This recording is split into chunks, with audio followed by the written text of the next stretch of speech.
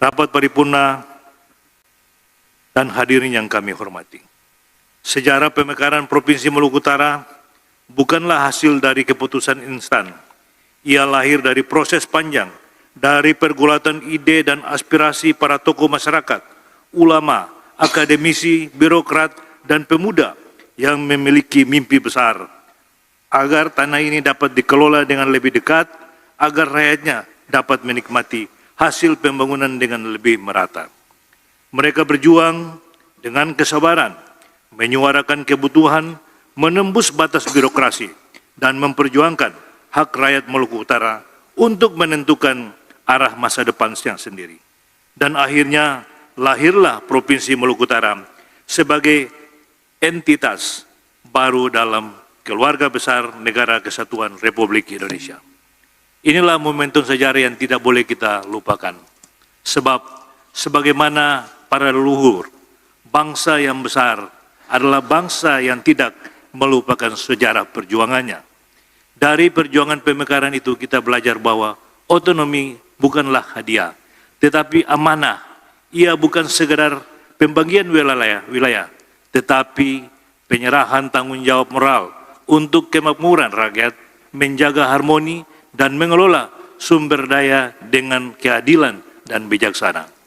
Rapat paripurna Dewan dan hadirin yang kami banggakan. Dalam perjalanan 26 tahun Provinsi Maluku Utara, telah kita melalui berbagai dinamika dan tantangan pembangunan. Dewan Perwakilan Rakyat Daerah Provinsi Maluku Utara bersama pemerintah daerah terus berupaya menata kebijakan yang berpihak kepada rakyat, memperkuat fungsi pengawasan serta mengawal akuntabilitas publik, menyadari sepenuhnya bahwa membangun provinsi kepulauan dengan ratusan pulau bukan perkara mudah. Namun kita juga meyakini bahwa setiap tantangan besar selalu melahirkan semangat besar pula. Selama lebih 2 dekade, kita telah menyaksikan bagaimana Maluku Utara tumbuh dari fondasi yang sederhana menuju arah pembangunan yang semakin kokoh dan terarah. Jalan panjang ini bukanlah tanpa rintangan. Keterbatasan infrastruktur, akses antar wilayah yang menantang, hingga dinamika sosial dan ekonomi yang terus berkembang. Namun semua itu justru menjadi sumber kekuatan bagi kita untuk terus bergerak maju. Dewan Perwakilan Rakyat Daerah dan pemerintah daerah berkomitmen menjaga kesinambungan pembangunan, memperluas jangkauan pelayanan publik, serta memastikan bahwa setiap kebijakan yang diambil benar-benar menyentuh kebutuhan masyarakat dari pesisir hingga pedalaman, dari pulau besar hingga pulau-pulau kecil yang menjadi identitas kebanggaan Maluku Utara. Momentum peringatan Hari Jadi yang ke-26 ini hendaknya menjadi ruang refleksi bersama. Sejauh mana kita telah melangkah dan sejauh mana pula tanggung jawab kita untuk membawa Maluku Utara menuju masa depan yang lebih baik, adil dan sejahtera bagi seluruh rakyat. Oleh karena itu, pada kesempatan yang berbahagia ini, dengan penuh hormat, kami mempersilahkan Saudari Gubernur Provinsi Maluku Utara untuk dapat menyampaikan pidato mengenai perkembangan pembangunan Maluku Utara dalam 1 tahun terakhir. Untuk itu kepada Saudara Ibu Gubernur dengan hormat kami persilakan.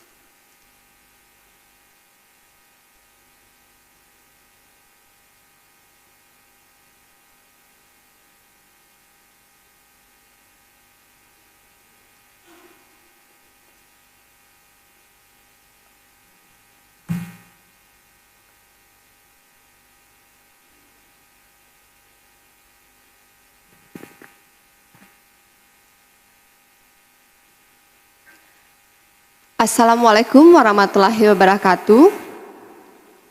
Salam sejahtera bagi kita semua. Shalom, Om Swastiastu, Namo Buddhaya, salam kebajikan. Yang saya hormati Ketua DPRD Provinsi Maluku Utara, Bapak Iqbal Nurai. Yang saya hormati Wakil Ketua DPRD Provinsi Maluku Utara, yang saya hormati anggota Dewan DPR RI Komisi 4 Ibu Alin Mus, yang saya hormati Bapak Isudin Kasam Kasuba, anggota DPR RI.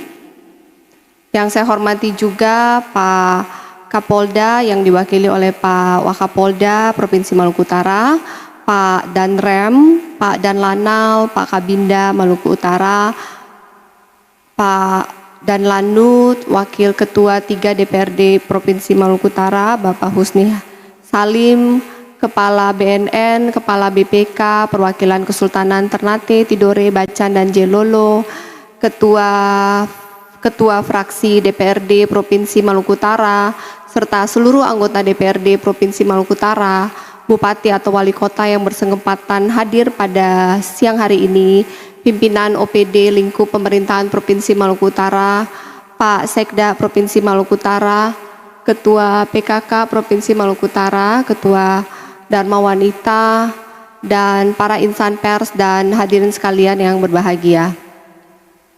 Pertama-tama kita panjatkan puji dan syukur kehadiran Tuhan Yang Maha Esa hari ini tanggal 12 Oktober 2025. Kita semua bisa hadir di ruangan ini dalam keadaan sehat walafiat.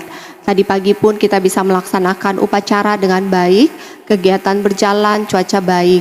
Kemarin sejak tanggal 6, 7, 8, 9, 10, 11 kita melakukan kegiatan di pelataran baru Kota Sofifi di kilometer 40. Beberapa hari hujan, tetapi malam kemarin puncak acara counting down menuju ke 12 Oktober bisa dilakukan dengan baik tanpa ada hujan, dan seluruh kegiatan bisa berjalan dengan baik, semua karena anugerah dari Sang Pencipta.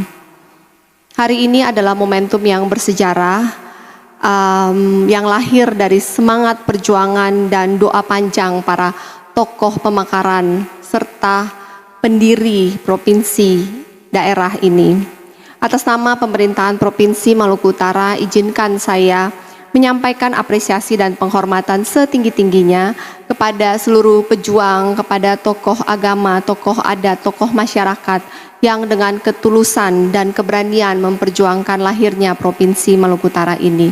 Tanpa fondasi perjuangan dari mereka, kita tidak akan pernah sampai di titik ini.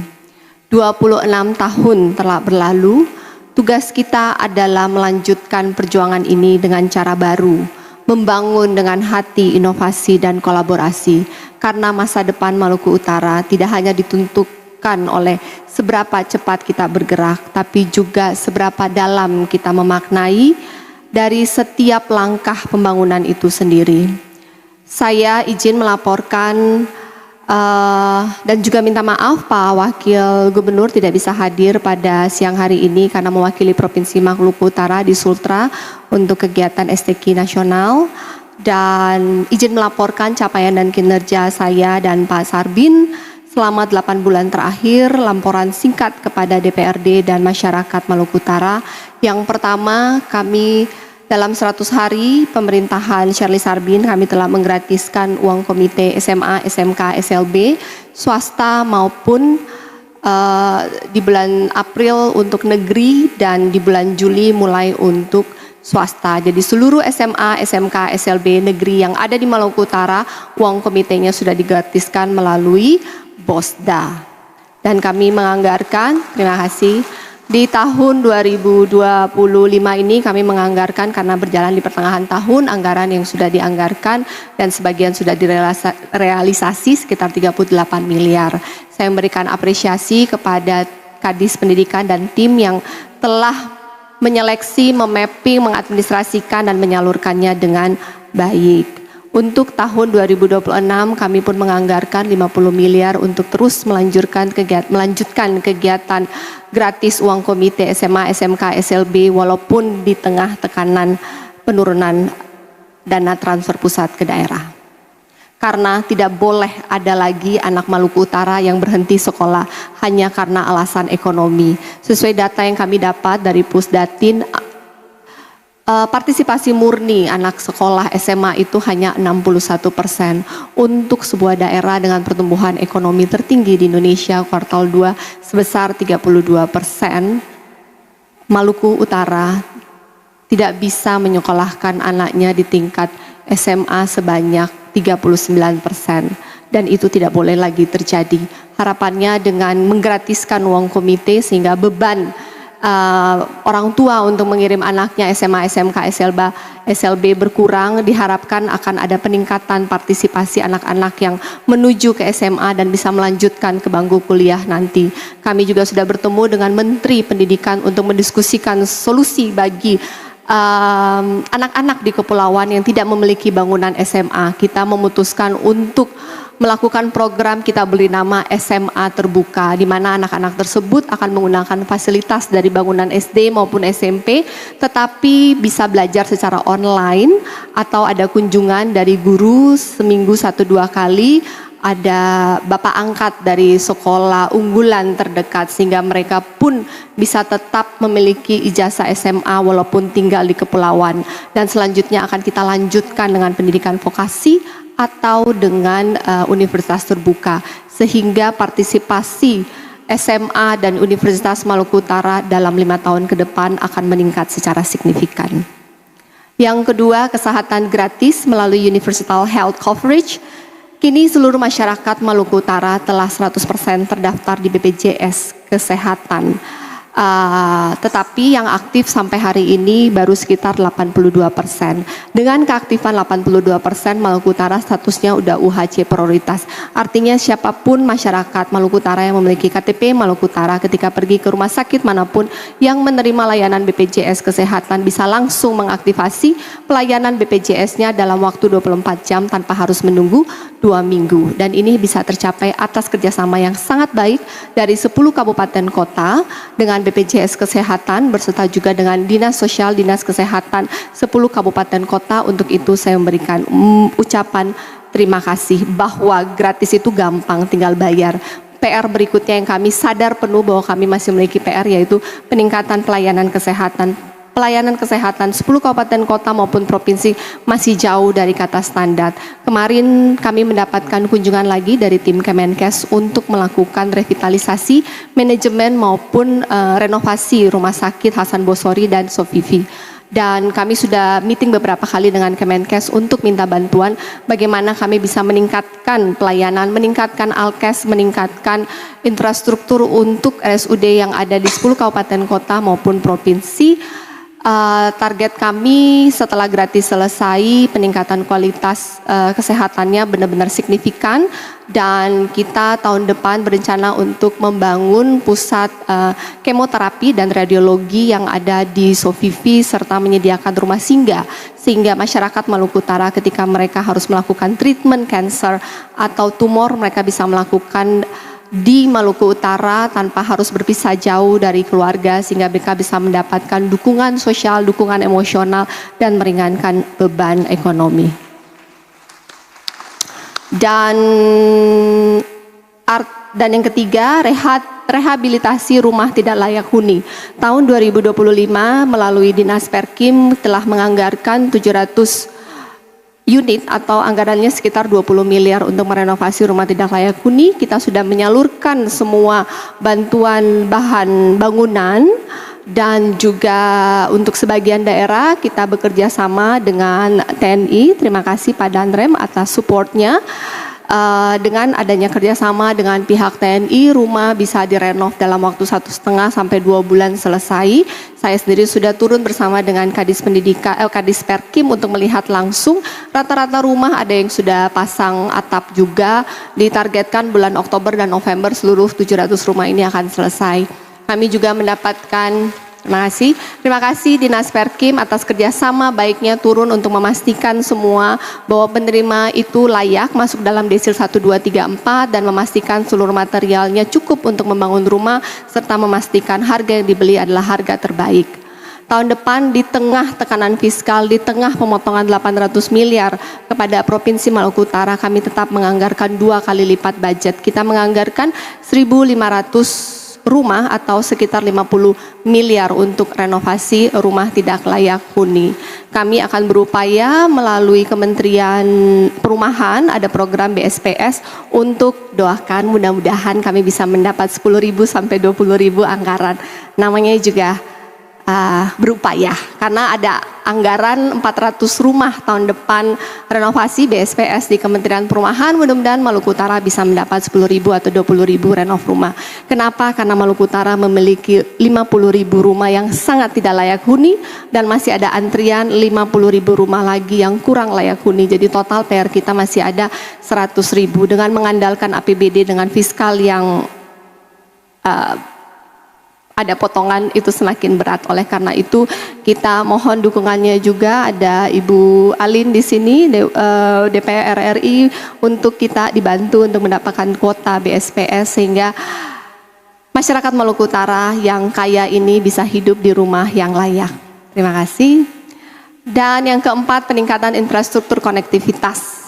Tanpa konektivitas tidak ada pemerataan ekonomi. Setelah kita merekap semua dengan Dinas PU Provinsi Kabupaten Kota, kita mendapati ada kebutuhan kita jalan dan jembatan membutuhkan anggaran 8 triliun hanya untuk mengkoneksikan jalan dan jembatan. Di luar Taliabu, kemarin saya bersama dengan Bupati Taliabu dan anggota Dewan DPR RI Ibu Iren Komisi 5, kita bertemu dengan Menteri PU dan Ibu Bupati Taliabu sedang menyiapkan FS dan data untuk bisa mengusulkan ke Kementerian PU untuk dibantu. Diperkirakan jalan lingkar Taliabu nilainya sekitar 2 triliun, jadi total sekitar 10 triliun. Dengan mengandalkan APBD yang ada sekarang tidak mungkin selesai dalam 5 tahun. Dengan mengandalkan APBN dan IJD yang ada sekarang juga tidak mungkin, karena tahun ini saya sudah mengusulkan IJD 1 triliun yang turun hanya 100 miliar. Panjang perjuangan, kita memiliki beberapa alternatif refinancing yang sedang kita godok dan jika sudah di-approve akan kita komunikasikan dengan DPRD. Karena tanpa konektivitas tidak ada pemerataan ekonomi, tanpa konektivitas tidak bisa menurunkan nilai logistik, tanpa biaya logistik yang murah, maka nilai petani, nilai tukar petani dan nelayan tidak akan pernah bisa naik. 60% dari warga Maluku Utara adalah petani dan 20% adalah nelayan, sehingga 80% mereka membutuhkan konektivitas, koneksi jalan dan jembatan. Dan di tengah tekanan fiskal ini dalam perencanaan APBD 2026 yang akan diserahkan besok tanggal 13 Oktober kami menganggarkan untuk jalan dan jembatan sekitar 700 miliar dari 2,8 triliun APBD 2026 yang akan kita usulkan. Dan yang terakhir, jaring pengaman sosial dan ketahanan ekonomi. Melalui sinergi lintas sektor, Pemprov memperkuat bantuan sosial, pemberdayaan perempuan, UMKM, serta pelindungan bagi nelayan dan petani. Kami memberikan perlindungan BPJS Tenaga Kerja, sehingga jika ada kecelakaan bagi nelayan, mereka bisa mendapat perlindungan ekonomi yang cukup untuk istri dan anaknya, sehingga anaknya bisa mendapat kepastian biaya beasiswa sampai selesai kuliah. Kami juga menyiapkan anggaran untuk masyarakat Maluku Utara yang menikah, yang meninggal. Kami menyiapkan anggaran juga untuk memulangkan jenazah ke desa, ke daerah mereka masing-masing. Kami juga menyiapkan anggaran untuk biaya rujukan ketika kita tidak bisa memberikan pelayanan kesehatan yang baik, mereka harus dikirim ke Jakarta. Kami menyiapkan biaya untuk tiket, transportasi, pendamping, makan, serta tinggal selama proses tersebut. Kami juga menyiapkan modal untuk UMKM melalui beberapa dinas, ada Dispora, ada koperasi, P3A. Kami juga bekerja sama dengan beberapa kanwil seperti kanwil BPN. Kami juga secara aktif terus mencari kuota penambahan PTSL sehingga masyarakat bisa mendapatkan sertifikasi secara gratis. Tahun ini Maluku Utara mendapat sekitar 8.000 sertifikat gratis. Koordinasi dengan Kakanwil BPN dan juga ada pemasangan listrik gratis dengan SDM 2.500 unit. Kita juga tetap menganggarkan 10 miliar di tahun 2026 untuk anggaran pengaman sosial ini. Kurang lebih demikian highlight dari program prioritas yang kami lakukan Pemprov Maluku Utara. Tentu ini semua tidak bisa berhasil tanpa kerjasama baik dari seluruh ASN. ASN adalah penggerak motor, mesin penggerak. Betapapun bagusnya program saya dan Pak Sarbin tidak mungkin bisa tereksekusi tanpa ASN yang hatinya bersatu dan yang mau bekerja. Kami sudah implementasi Simata manajemen talenta di bulan lalu dan kami juga sudah melakukan tes kompetensi untuk 350 ASN beberapa hari yang lalu dan sebelumnya 500. Jadi kurang lebih 900 ASN sudah kita uji kompetensi. Selanjutnya mutasi dan promosi akan dilakukan secara sistem meritokrasi. HUT 26 ini bukan sekedar perayaan tapi refleksi bahwa perjuangan belum selesai. Masih banyak yang perlu kita sentuh pembangunan dan masih banyak mimpi rakyat yang belum diwujudkan. Saya percaya dengan kolaborasi yang baik antara eksekutif dan legislatif serta dukungan seluruh masyarakat dari masyarakat Maluku Utara, kita akan terus tumbuh menjadi provinsi yang maju, yang inklusif dan berdaya saing. Mari kita jaga rumah besar Maluku Utara ini agar tetap kokoh karena gotong royong, karena sejuk, karena toleransi, dan hangat karena kasih sesama. Kita tidak bisa sendiri. Oleh karena itu tema HUT dari Provinsi Maluku Utara itu adalah membangun dengan hati, inovasi, dan kolaborasi.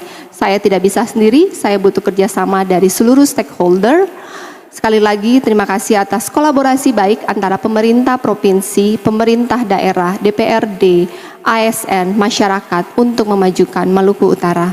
Semoga kebersamaan ini terus berlangsung dan menjadi energi positif yang menggerakkan kita untuk berbuat lebih baik bagi kesejahteraan masyarakat Maluku Utara. Dirgahayu Provinsi Maluku Utara yang ke-26, mari terus kita membangun dengan hati, inovasi, dan kolaborasi. Karena kemajuan bukan hanya soal angka, soal apa yang kita bangun, tapi siapa yang kita sentuh dan bagaimana kita mengubah hidupnya. Terima kasih. Wassalamualaikum warahmatullahi wabarakatuh. Om Santi Santi Santi Om.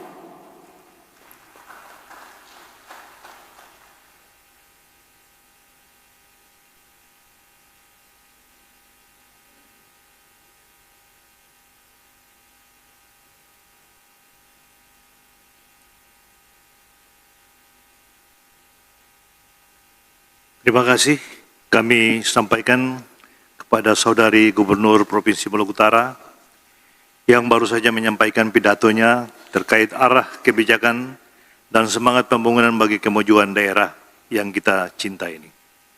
Rapat paripurna Dewan dan hadirin yang kami hormati, apa yang telah disampaikan oleh Saudari Gubernur tadi bukan hanya laporan ucapan, tetapi juga penegasan arah perjalanan kita ke depan. Dewan Perwakilan Rakyat Daerah Provinsi Maluku Utara memberikan apresiasi yang setinggi-tingginya atas komitmen dan kerja keras pemerintah daerah Provinsi Maluku Utara dalam mewujudkan visi menjaga keberagaman dalam pemerataan pembangunan Maluku Utara bangkit, maju, sejahtera, berkeadilan, dan berkelanjutan. Kami meyakini bahwa pembangunan yang telah dilandasi dengan hati, inovasi, dan kolaborasi seperti yang menjadi tema peringatan pada Hari Jadi Maluku Utara tahun ini akan menjadi fondasi kokoh bagi kemajuan Maluku Utara ke depan. Semoga sinergi antara eksekutif dan legislatif semakin erat sehingga setiap kebijakan dan program yang dijalankan dapat benar-benar dirasakan manfaatnya oleh seluruh lapisan masyarakat dari Taliabu dan Sula hingga Morotai, dari Ternate dan Tidore hingga Tobelo dan Bacan, dari Maba dan Weda hingga Jailolo.